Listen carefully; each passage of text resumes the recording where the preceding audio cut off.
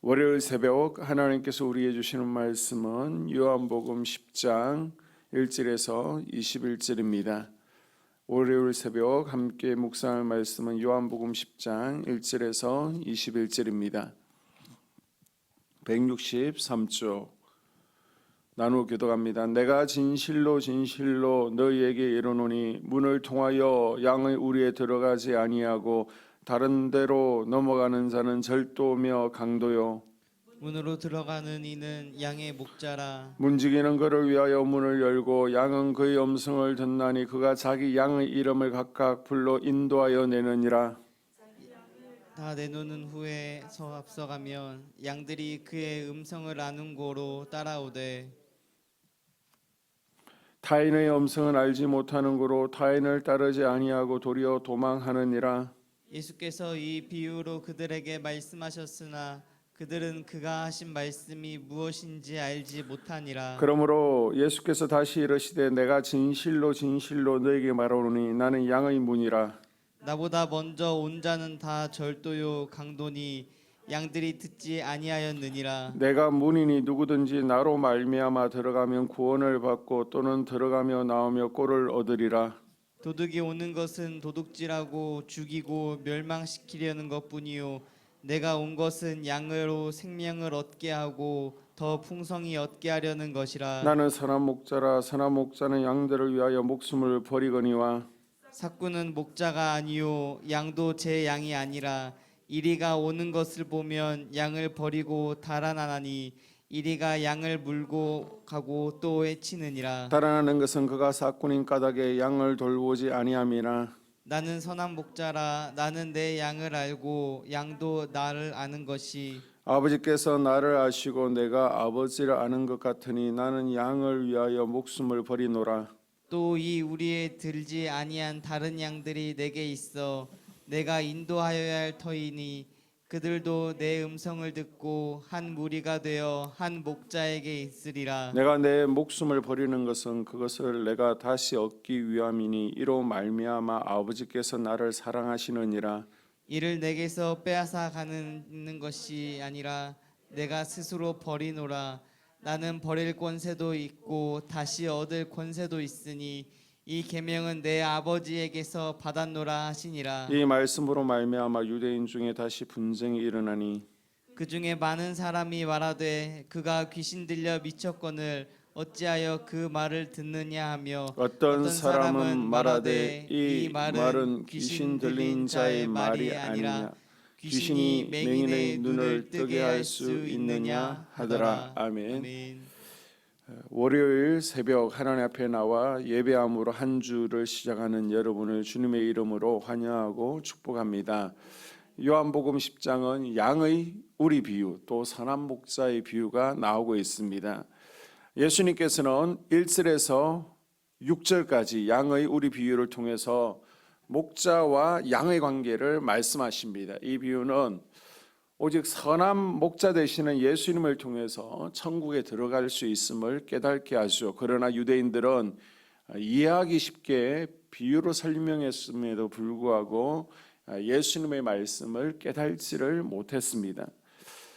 우리가 누군가의 목소리를 듣고 그 목소리가 누구인지를 알기 위해서는 여러 번 그 음성을 들어야 합니다. 단번에 아는 것은 가까운 사이가 아니면 쉽지가 않습니다. 그리고 그 음성에 따라 움직이기 위해서는 반드시 믿음이 있어야 됩니다. 울던 아이가 엄마의 목소리를 듣고 울음을 거치는 것과 같은 것입니다. 우리는 신앙생활을 하면서 말씀을 통해서 예수님의 음성을 많이 듣습니다. 그리고 그 음성을 따라 그리스도를 닮는 삶을 살아가려고 합니다. 그러나 유대인들은 듣기는 하지만은 믿고 따르지를 못했습니다. 왜요? 믿음이 없기 때문이었습니다.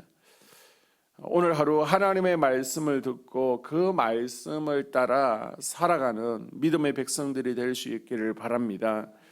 자, 7절에서 21절까지는 선한 목자이신 예수님에 대해서 말씀하고 있습니다. 유대인들이 예수님의 비유의 말씀을 깨달지 못하자 예수님께서는 다시 한번 그들에게 자신이 양의 문이다, 나는 선한 목자다라고 말씀하십니다. 오직 자신을 통해 구원을 받고 꼴을 얻으며 또 자신만이 양들을 위하여 목숨을 버릴 수 있는 존재임을 강조합니다. 반면 싹군 목자에 대해서 말씀하십니다. 이는 예수님께서 당시 유대 종교 지도자들인 대제사장들 또 바리새인들을 주축으로 하고 있는 사내들린 공회원들을 두고 하신 말씀이었습니다. 이들은 선한 목자가 아니고 절도요, 강도요, 싹군 목자라는 것입니다. 자, 1절부터 보게 되면 선한 목자와 싹군 목자의 차이가 나오는데요. 양들을 선한 길로 인도하기 위해서 우리 안에 들어가느냐, 아니면 양들을 해치거나 도적질하기 위해 우리 안으로 들어가느냐, 이것에 따라서 선한 목자, 싹군 목자의 차이가 있다는 겁니다. 양들을 위하여 맹수와 싸우며 심지어 목숨마저 버리느냐, 아니면 자신의 안위만 도모하려 양들을 버리고 도망치느냐의 차이가 있다는 것입니다.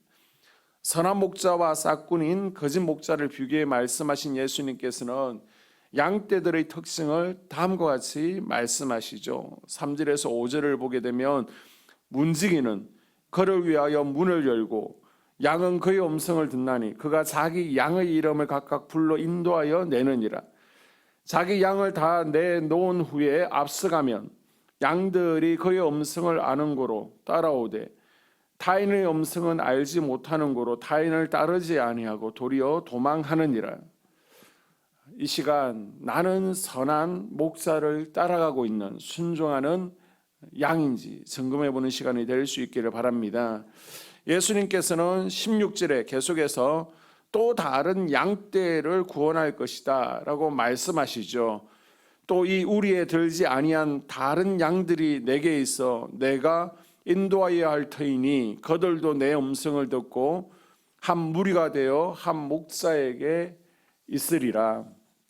이것은 예수님께서 유대인을 넘어서 이제는 이방인들까지 그리고 온 민족을 구원하시겠다는 말씀입니다. 그런데 예수님의 이 말씀을 듣고 사내들린 공의회는 또 분쟁을 만들죠.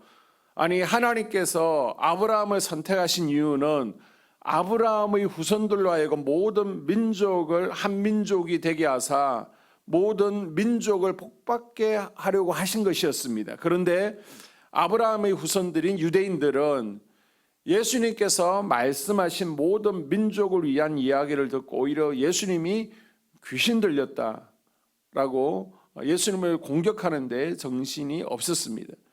사실 이들에게는요, 민족에 대한 관심이 없었습니다. 자기들은 아브라함의 후손이고 선민이라는 엉뚱한 해석으로 모든 민족을 품어야 될 제사장 나라, 거룩한 시민의 사명을 완전히 망각한 것입니다. 때문에 그들은 예수님의 책망 외에는 들을 말이 없었던 것입니다.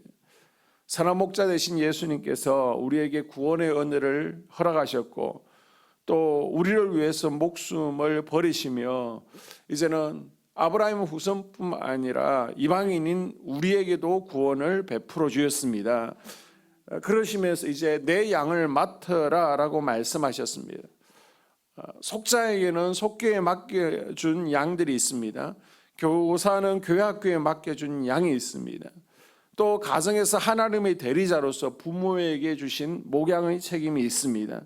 나는 속장으로서 또 교사로서 부모로서 하나님께서 맡겨주신 양들을 보살피고 위로하는 직분을 잘 감당하고 있습니까? 이번 한 주 내가 맡고 있는 양들을 성실히 돌아볼 수 있는 한 주가 될 수 있기를 축복합니다.